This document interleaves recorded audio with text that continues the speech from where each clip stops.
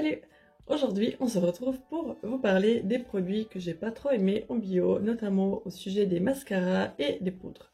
Donc, j'ai pas testé tous les mascaras du monde ni toutes les poudres, mais j'en ai testé quand même quelques-uns. Aujourd'hui, je voulais mettre en avant voilà, ceux que j'ai pas trop aimés et vous dire pourquoi. Et aussi, pourquoi pas ceux que je conseille à la place. Donc, là, il y a le soleil juste qui joue à cache-cache et puis j'ai besoin de filmer cette vidéo.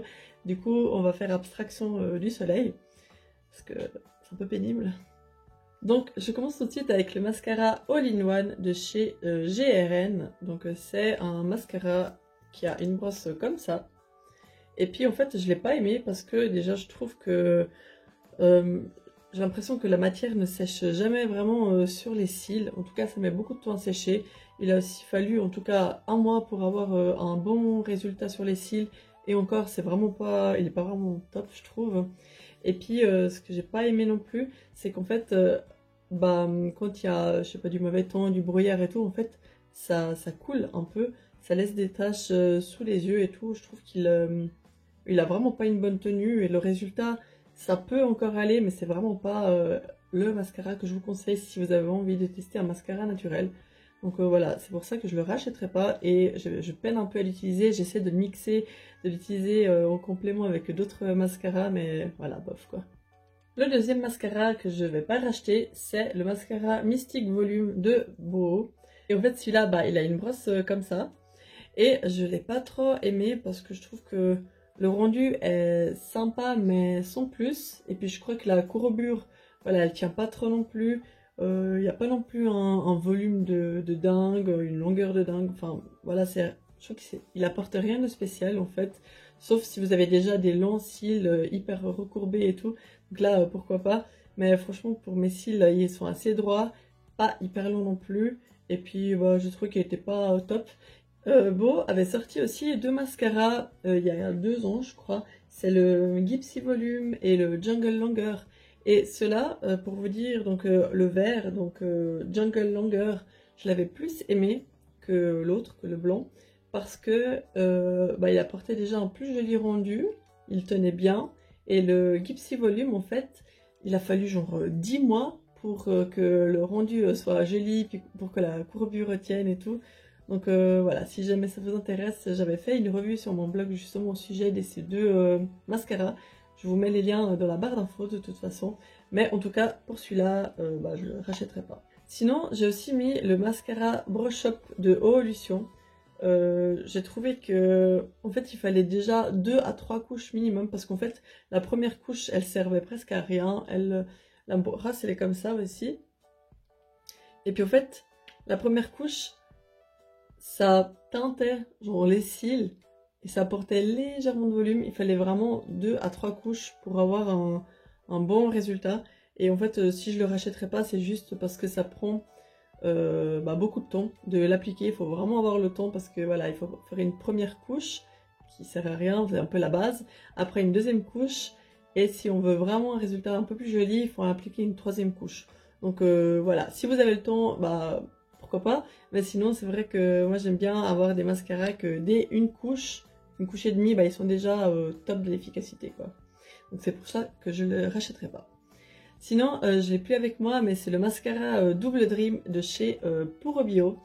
J'ai trouvé que la brosse en fait me faisait super mal, ça avait des longs picots et puis en fait quand je l'appliquais sur mes cils, ça piquait, ça faisait mal aux cils, à la muqueuse et tout. Et c'est vraiment ça qui fait que je vais pas la racheter. Parce qu'en soi, il me semble que le rendu était encore assez bon. Bon, c'était pas non plus le mascara du siècle, mais pour dire que, voilà, j'ai trouvé que ça piquait trop, ça faisait mal aux yeux. Du coup, c'est pour ça que je le rachèterai pas. Et sinon, il y a aussi le mascara de la marque Bimes. C'est un mascara que j'ai pas non plus avec moi parce que j'ai fini par le donner. Et encore, ma soeur, je crois qu'elle a pas aimé non plus. Mais en fait, c'était juste une cata, ce mascara. Ça faisait rien du tout, en fait. C'était trop bizarre. Ça faisait ni de longueur, ni de volume. Ça séparait pas les cils. Ça tenait pas. Ça s'effritait. C'était la cata. Vraiment, j'ai jamais vu un mascara comme ça. Puis des fois, je me demande si certaines marques testent leurs produits avant de les sortir sur le marché. Parce que, à moins qu'ils les font tester sur des personnes qui ont déjà des super longs et beaux cils. Mais je l'ai vraiment pas trop aimé ce mascara et puis c'est dommage parce que j'aimais bien le packaging en tout cas. Donc là, c'était les 5 mascaras que je vais pas racheter. Par contre, s'il y a un mascara que je vais recommander, c'est le mascara Bold Lash de chez Inika. Donc la brosse, elle est comme ça. Et il existe aussi une version avec la brosse incurvée qui a aussi exactement la même composition. Donc voilà, ça c'est un mascara que je vais racheter. Il n'est pas bio, mais il est naturel. La composition, elle est vraiment très bonne. Et puis en plus, bah, il apporte du volume, de la longueur, la courbure retient, il coule pas, il s'effrite pas. Donc c'est vraiment tout ce que je recherche dans un mascara. Et je vous le conseille. Avec le mascara de chez Absolution. Parce que c'est aussi un mascara qui a bah, les mêmes caractéristiques. Et que je peux aussi vous conseiller. Je crois que celui d'Absolution, il est un poil plus cher. Ou bien ils sont un peu les deux dans la même gamme de prix. Je l'ai plus, mais je l'ai beaucoup aimé. Et je pourrais aussi le racheter parce que voilà, il est top. Sinon, au niveau des poudres, en ce moment, je suis en train de finir d'utiliser ces deux poudres, celle de chez Avril et celle de chez Benecos. J'arrive un peu au bout, mais je vais pas les racheter parce que celle de Benecos, déjà, je trouve qu'elle n'est pas assez matifiante. Et puis aussi, bah, elle se termine hyper vite. J'ai jamais terminé une poudre aussi vite. Elle a touché le fond en à peine quelques utilisations. Donc, bon, il y a quoi? 6,5 grammes. Et puis, dans celle de Avril, bah pareil, il y avait 7 grammes, j'ai touché assez vite le fond. Et puis au fait, celle de Avril, c'est la même histoire. Je trouve que elle matifie pas assez bien le visage. Et puis en plus, ça écrit que c'est la teinte claire. Mais pour mon type de peau, bah, je trouvais que c'est une poudre que je peux utiliser limite l'été en fait. Donc je trouve qu'elle n'est pas vraiment claire. Donc c'est un peu dommage parce que, par exemple, le fond de teint bio de chez Avril, j'ai la teinte porcelaine et puis elle me convient parfaitement. Mais là, il n'y a pas une teinte plus claire qui pourrait aller avec le fond de teint. Donc ça, je trouve que c'est dommage.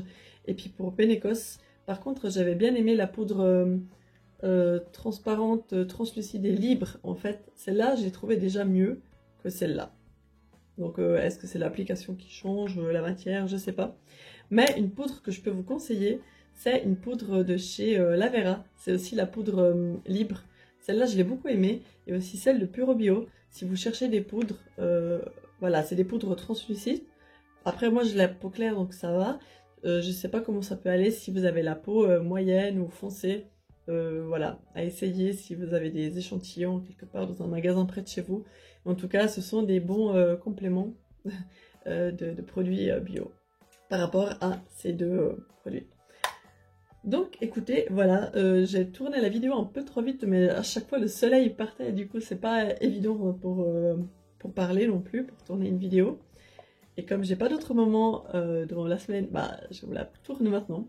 Donc en tout cas, voilà, la vidéo est terminée. N'hésitez pas à me dire, vous, quel produit, quel mascara, quelle poudre vous préférez dans le bio, dans le naturel. Et puis, on m'a parlé aussi du mascara Big Lash de Lily Lolo, mais j'étais pas très convaincue par la composition, même s'il y a pire, hein, mais il y a aussi mieux. Et du coup, c'est pour ça que je préfère me diriger vers une meilleure composition. Donc voilà, merci beaucoup d'avoir regardé la vidéo. On se retrouve samedi prochain pour une nouvelle. Salut!